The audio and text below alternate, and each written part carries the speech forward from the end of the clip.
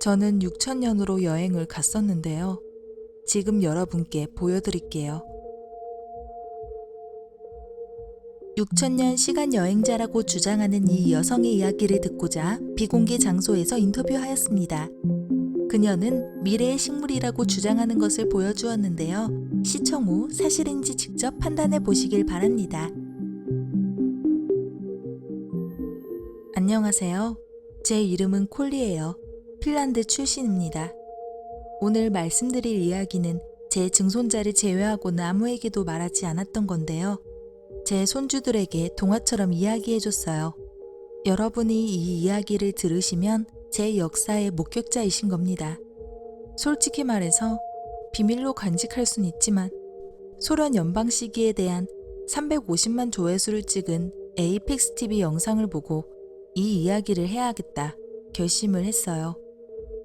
전 그 영상의 이야기를 믿어요. 개인적으로도 그를 한번 만나보고 싶고요. 그럼 제 이야기를 한번 시작해 볼게요. 정말 흥미로운 정보가 되실 거예요. 책이나 TV에서 나오는 그런 종류의 정보는 없어요.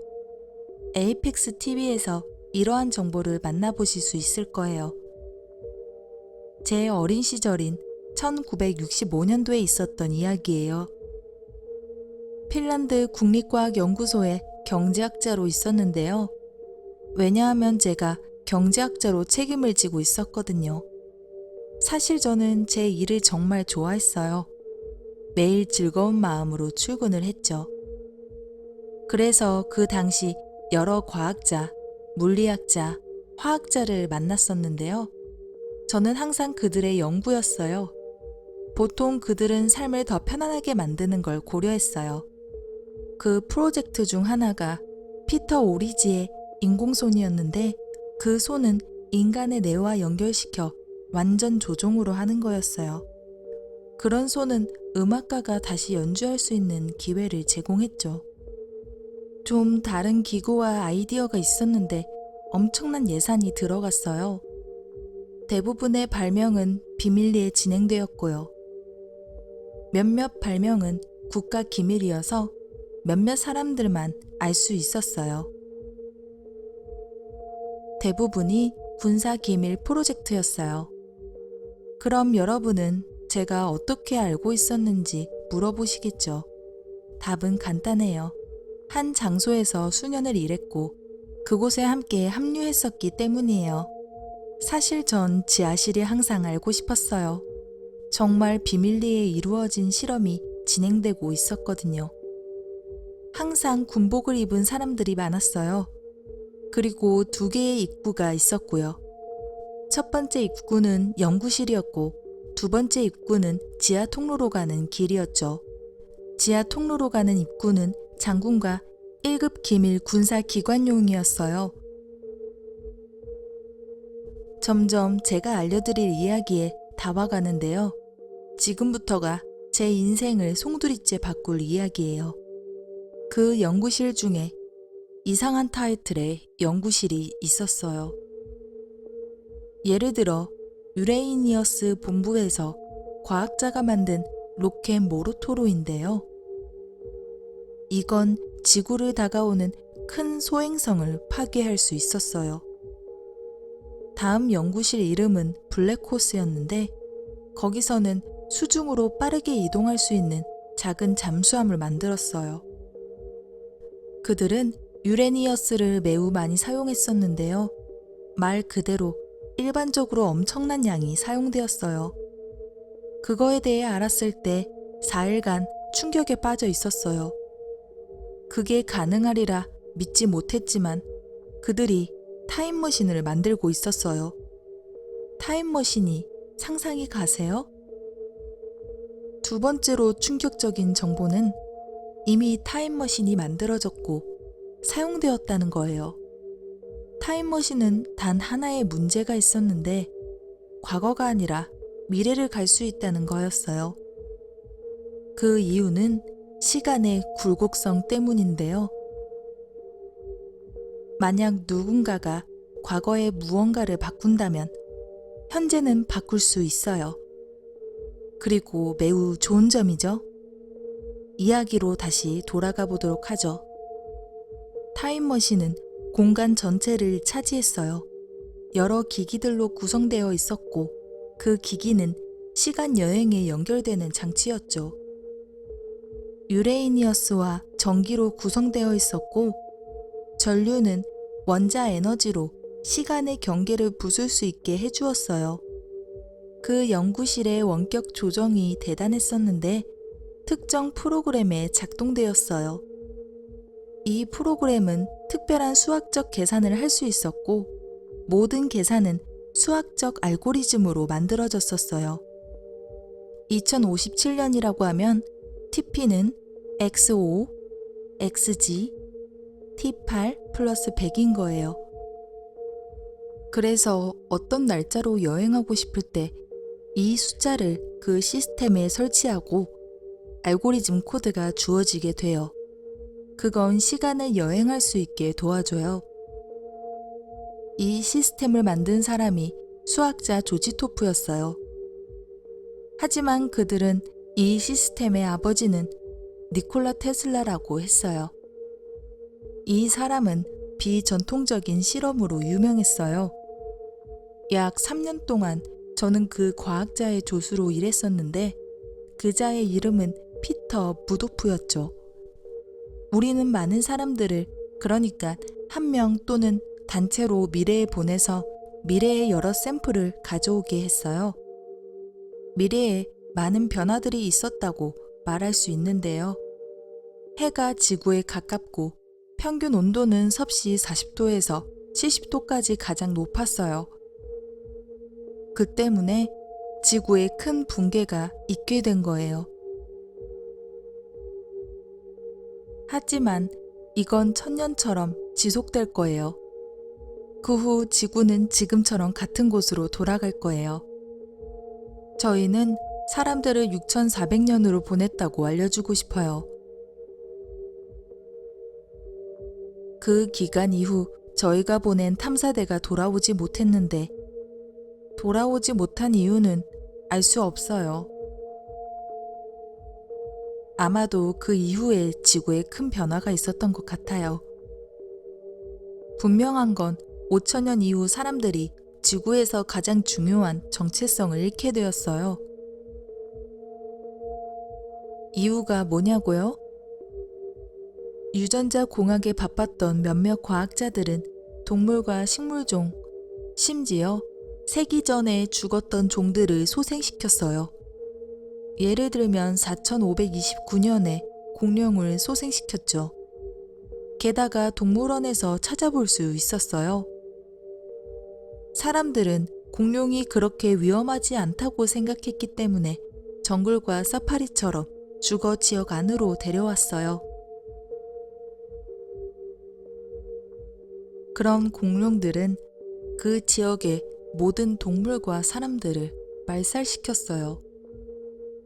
게다가 다른 대륙의 사람들은 공룡을 제지해야 했죠. 어쨌든 주요 주제로 이야기해 볼게요. 여러 실험 후에 저는 시간 여행을 제안받았어요. 두려움과 공포감이 있음에도 불구하고 하기로 마음을 먹었어요.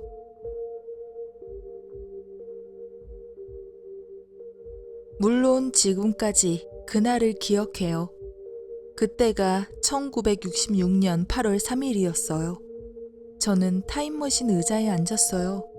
그들은 제 팔과 발을 고정시켰고 제 머리 위에 금속 튜브를 놓았어요. 그 튜브의 옵션은 전류를 제 손에 연결하는 거였어요.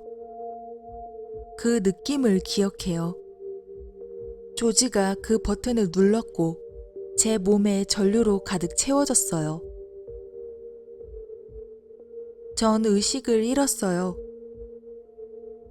몇 초 후 거리 한복판에서 눈을 떴는데 6000년으로 여행 온 거였어요. 저는 이전에 미래를 다녀온 여러 사람들에게서 많은 이야기를 들었지만 제가 직접 보았을 때는 정말 놀라웠어요. 여러분은 너무 많은 정보를 알게 될 테니 기억하기 힘드실 거예요. 그 세상은 완전히 다른 곳이 되어 있었어요. 흔한 모습이 아니었죠. 땅에 길이 없는 날아다니는 차, 메가로폴리스를 상상해 보세요. 땅은 나무와 꽃들로 푸르렀고 고층 건물은 나무들 사이에 있었어요. 너무 높아서 현재는 그런 건물을 볼 수는 없을 거예요.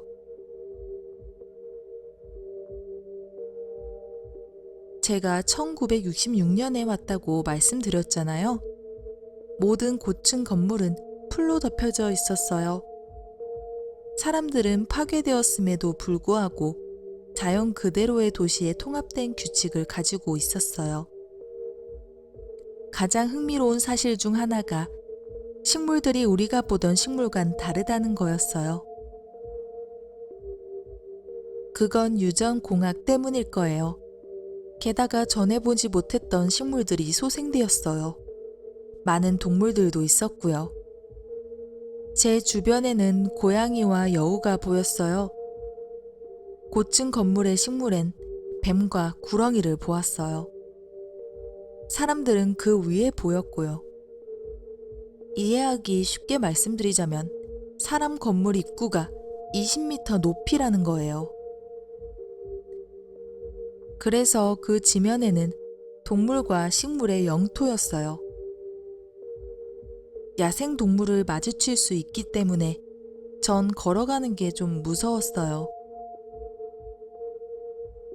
전 고층 건물 중 하나에 다가갔고 정말 아름다운 식물을 보았어요.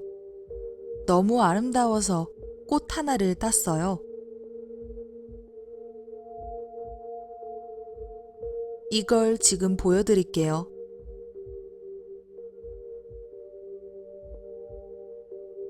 이런 종의 식물을 보셨나요? 당연히 못 보셨을 거예요.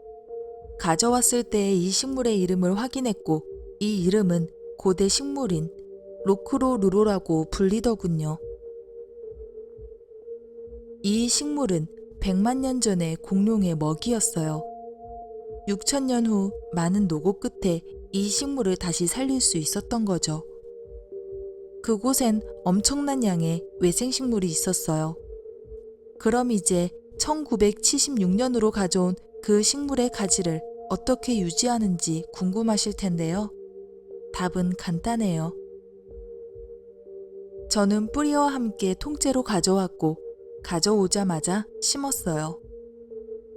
이 식물은 저희 연구실에서 꽃을 피우고 있어요. 하지만 지금 이건 식물의 가지일 뿐이고요. 네, 그치만 멋있잖아요? 제 이야기를 계속하자면 전 고층 건물에 가까이 있는 호수에 다가갔어요. 그런데 고층 건물은 석조로 지어진 게 아니었어요. 특별한 금속 물질이었는데 식물이 주변에 가득했어요. 고층 건물 꼭대기에는 배터리가 있었어요. 생태학적으로 모든 게 분명했어요. 모든 곳이 전류가 흐르고 있었죠. 가스도 휘발유도 없고 환경 오염이 되는 그런 유형의 물질이 전혀 없었어요. 2300년부터는 경찰과 같은 직업의 사람들이 태어나자마자 눈에 칩을 삽입을 해요. 그래서 범죄 같은 경우 몇 초 안에 즉각적으로 발각이 되는 거죠. 경찰이 없으니 그런 조사가 이루어지고 우리는 체포되지 않도록 노력을 해야 해요. 그래서 제가 호수에 있었을 때 무서워졌어요. 왜냐하면 알 수 없는 생명체가 헤엄치고 있었거든요. 사람처럼 보였고 가까이 다가가니 그들은 네안데르탈인이었어요. 네안데르탈인은 2000년 전에 사라진 종이잖아요. 정말이지 네안데르탈인이라니. 사람들은 이들을 신으로 여기고 있었어요. 그 당시 그들은 돌과 나무를 사용해 불을 만들고 있었어요. 음식을 구하다 매일 죽고 있었고요. 그러다 그들이 저의 존재를 알아챘고 그들은 알 수 없는 말로 소리치며 달아났어요. 저는 계속해서 4시간을 걸어 다녔고 사람이 아닌 여러 동물과 생물을 보았어요. 갑자기 기분이 이상해졌었어요. 그러다 바닥에 쓰러졌고 눈을 뜨니 1976년이었죠. 저는 바로 제 가방을 확인했는데 식물이 있더라고요. 그 식물은 제 시간 여행의 증거니깐요. 증발되지 않았어요. 수년이 이미 지났지만 이 식물은 여전히 제 연구실에서 자라고 있어요.